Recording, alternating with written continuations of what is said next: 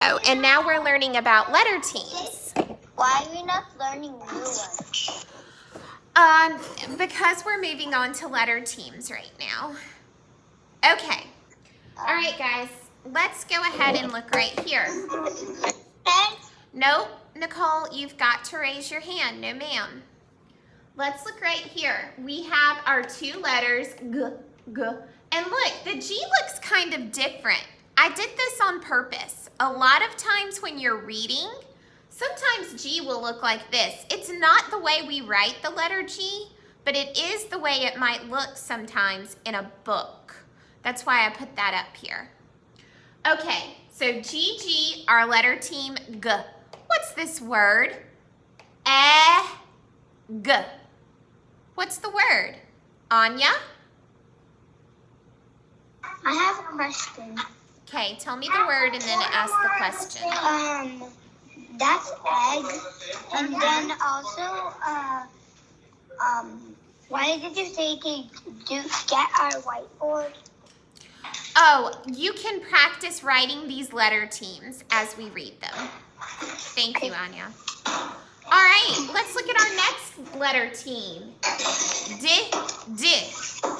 But we're not going to pronounce it. Anya, mute your microphone. We're not going to pronounce it D, D. We're going to pronounce it D. So we have this word, ad. Smriti, what's this word? And I have a question. Kind your question? An egg, we are going to have an Easter egg and today, so I kind of thought we meant to put it up there. Yes, we will have our egg hunt, our virtual egg hunt at 12:45. It's exciting. Okay, let's take a look at this letter team. F, F. Jonyan, what does this word say? Stuff. Stuff. Excellent job, Jonyan. Thank you. Here's another letter team. L, L. Ryan, what does this word say? Hill. Hill. And there's a diagram in it. Ew. Yes. Oh, well, ill isn't a diagraph. It's just part of it. All right, and here we have the letter team M. Now, I'm not going to call in a friend to read this word because you'll notice I have some space right here. When you add an ending, sometimes we have a double letter in the middle of a word. So this word is swimming. Swimming. And they want you to notice that it's in the middle, so we put a space so that you could see. So you wouldn't normally write the word this way. It's just having you notice that there's a double letter, a letter team in the middle of the word. All right, here is another letter team, B, B. It. Rabbit. Once again, it's in the middle of the word, so they separated it so you could see. Rabbit. Here's another letter team. K. Hick. Up. Hiccup. Excellent. Great job. All right, now we're going to do some letter chaining. So Ms. Cates is going to unshare her screen, undo the PowerPoint and look at our letter chaining. I'm going to build a word and I want you to tell me what the word is.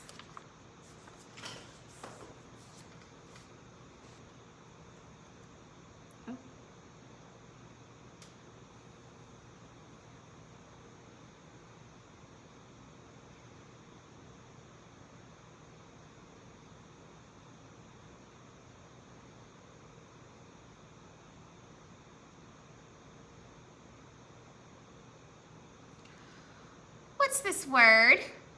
It's got a letter team at the end. If you know the word, raise your hand. Okay, Nicole.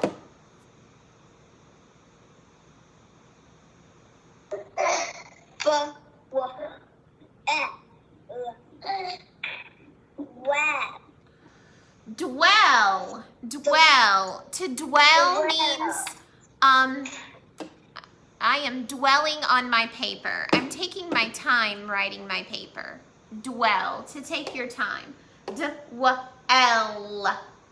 Dwell. Excellent. I want to change dwell to well. What do I do? What do I do? Russell, what do I do?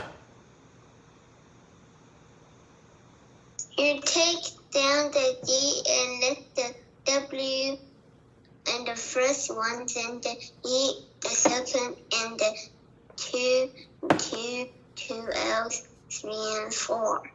Very good. Well, well.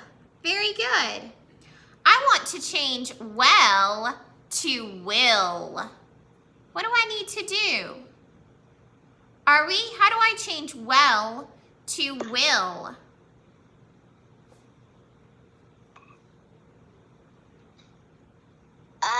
Change the to I. Very good. I'm going to change my to I. All right, will. Now, I need to change will to wick. Wick. This is a spelling I haven't taught you yet, so Miss Cates is going to do it. When k is at the end of the word, oftentimes we use the letter team CK. Now, both of these letters make the same sound, right?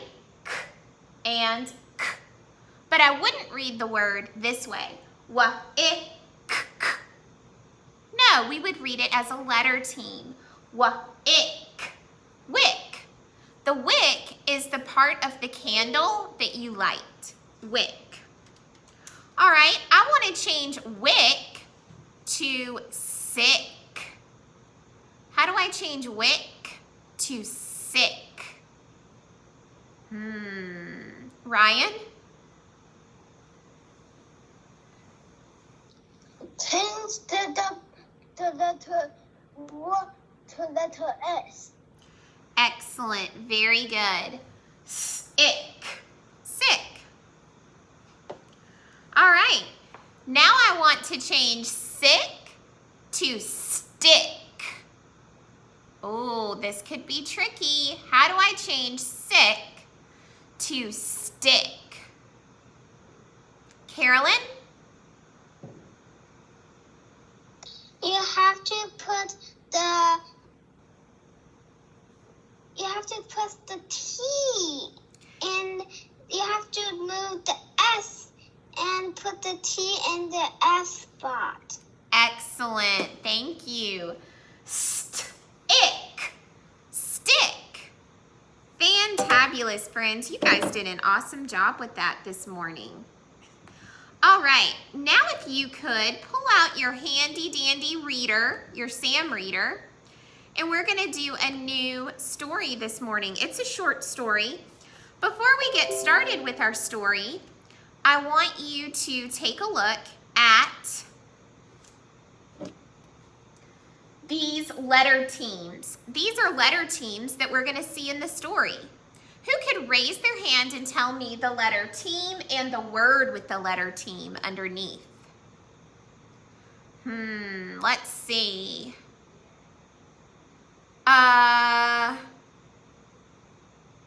Russell? Back. Yep, the letter team is k, and the word is back. Excellent. Who can do this letter team for me? Jonyan. Oh. And the letter team? Excellent. The letter team is f. And the word is off. Do not get this confused with our tricky word. The tricky word is of. That's the tricky word. This word is off. It's not tricky. The letters make their sounds. All right, let's take a look at our last letter team.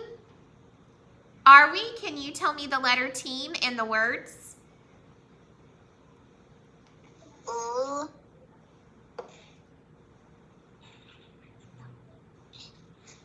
hill, bell. Excellent. Hill and bell. I was whispering the sounds. I was segmenting the sounds, whispering them. Very good. I'm so proud of you. All right. Now, let's open up our books. We're going to read a story titled On the Bus. On the Bus. This is on page 44. It begins on page 44.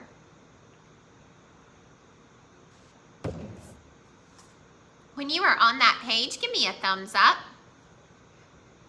Now, why do you think Sam's mom is riding on the bus? Why is that happening?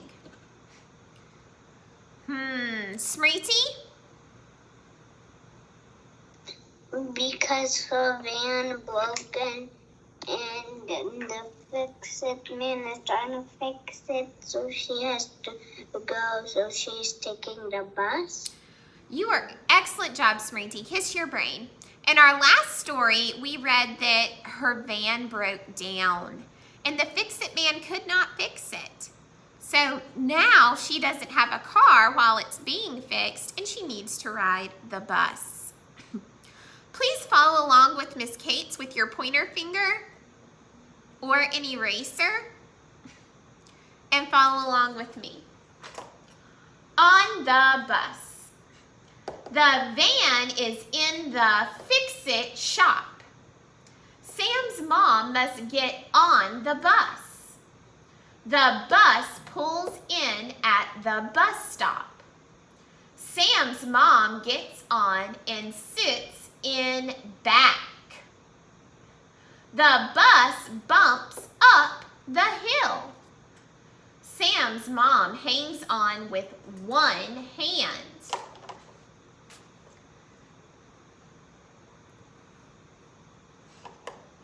Sam's mom rings the bell. The bus stops at the next stop. Sam's mom gets off. Okay, excellent job. Let's go back and reread this story, but I'm going to have you all help me to read. I'm going to draw a line here. And I'm going to have someone read the first 3 sentences and then the bottom 3, a different person. Carolyn, would you please read the title and the first 3 sentences for me? On the bus. The van is in the fix-it shop. Sam's mom must go get on the bus. The bus pulls in at the bus stop. Excellent. All right. Who could read those last 3? Kate, I think you should switch off the lights. Okay. Miss Hegelson, could you switch? All right. Let's do Ryan. Can you please read the bottom 3?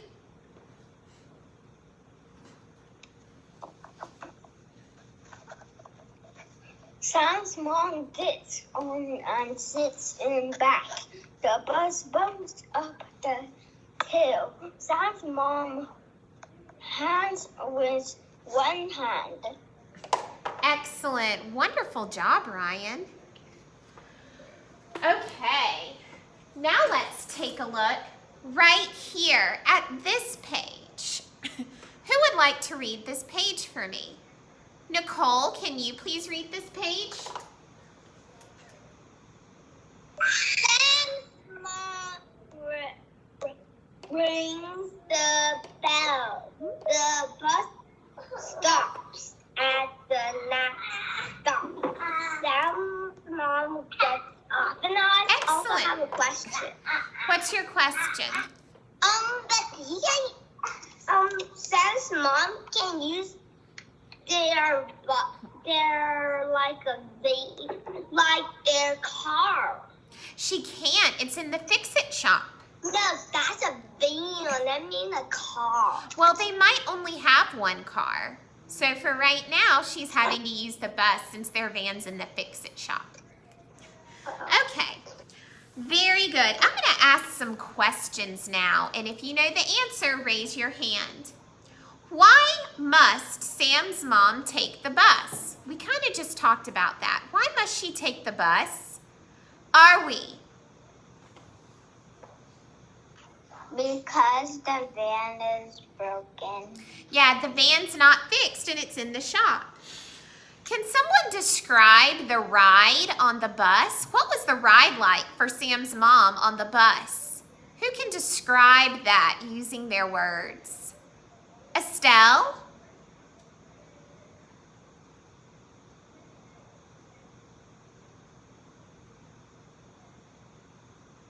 Maybe it was bumpy because the hill it stopped and it kind of pulled her up or back. Yeah, the illustrator does a good job of showing you how the ride was so bumpy and she was going up and down. Also, it says it in the story, the bus bumps up one hill. Sam's mom has to hang on with one hand, and her other hand has to hold her purse. Very good.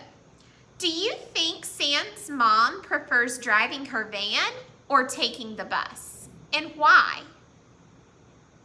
Landon? I think her van. Why do you think she prefers riding in her van rather than taking the bus? Because her kids could get in there, and also the bus probably has a lot of people in it. Those are good points. So, she can't carpool. She can't pick up her children and their friends. It might be crowded. In the story, who can tell me some evidence as to why you think the mom may not like riding the bus? Smriti? Because it's so much bumpy with all the people. Excellent. It said it was very bumpy. And I have another question. Okay, hang on one second. Let's finish our thought. So, Sam's mom rings the bell. On a bus, kind of like, have you ever seen the Polar Express? Yeah. Okay, so you know how there's the thing that the boy pulls? It's a rope that he pulls and it makes the train stop. They have that on a bus. It's an emergency cord, and you can pull it and it'll signal to the bus driver. It'll signal a bell, and the bus driver will stop at the next stop. And sometimes people use that to signal that they need to get off of the bus. So Sam's mom rings the bell. The bus stops at the next stop. Sam's mom gets off. Does she look like she had an enjoyable bus ride? No. So it was probably too bumpy for her. All right. Good job, Smriti. What's your question? And also my question. What's your question? In the story before, it told me that she was riding A cab? a cab. Why don't you just finish riding the cab? It's more expensive to ride in a cab than to ride on a bus. But she might have to do that now that she knows how the bus ride is. That's a great question. Very good, Smriti. Deep thinking. All right, friends, I wish I could answer more questions, but it is almost time for our drill, so I'm going to have to sign off this morning.